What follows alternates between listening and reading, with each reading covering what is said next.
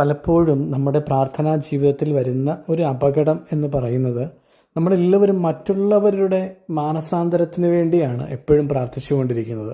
എൻ്റെ ജീവിത പങ്കാളിയുടെ മാനസാന്തരം, എൻ്റെ മക്കളുടെ നന്മ, നമ്മുടെ ചുറ്റുമുള്ളവരുടെയൊക്കെ മാനസാന്തരം. പക്ഷെ നമ്മളപ്പോഴെല്ലാം മറന്നു പോകുന്ന ഒരു കാര്യം, നമ്മളെല്ലാം മനസ്സിൽ കരുതുന്നുണ്ട്, ഞാൻ മാനസാന്തരപ്പെട്ടു.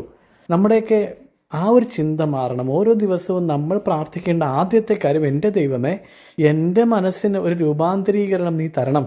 മറ്റുള്ളവരുടെ മാനസാന്തരത്തിന് പ്രാർത്ഥിക്കുന്നതിലും കൂടുതൽ നമ്മുടെ തന്നെ മനസ്സിൻ്റെ നവീകരണത്തിന് വേണ്ടി ഓരോ ദിവസവും നമ്മൾ ഹൃദയം തുറന്ന് പ്രാർത്ഥിക്കണം.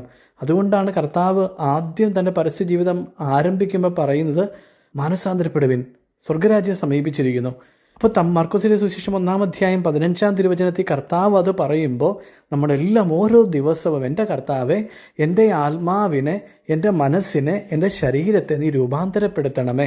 നിനക്ക് യോഗ്യമായ ഒരു ജീവിതം നയിക്കുവാൻ, നല്ല ഒരു വ്യക്തിയായിരിക്കുവാൻ, നല്ല ഒരു ഭാര്യയാകുവാൻ, നല്ല ഒരു ഭർത്താവായിരിക്കുവാൻ, നല്ല ഒരു അമ്മയായിരിക്കുവാൻ, നല്ല ഒരു അപ്പനായിരിക്കുവാൻ, നല്ല ഒരു സുഹൃത്തായിരിക്കുവാൻ, ദൈവമേ, എൻ്റെ ജീവിതത്തെ നീ തന്നെ മാനസാന്തരപ്പെടുത്തണമേ എന്ന് ഓരോ ദിവസവും പ്രാർത്ഥിക്കാൻ പറ്റട്ടെ.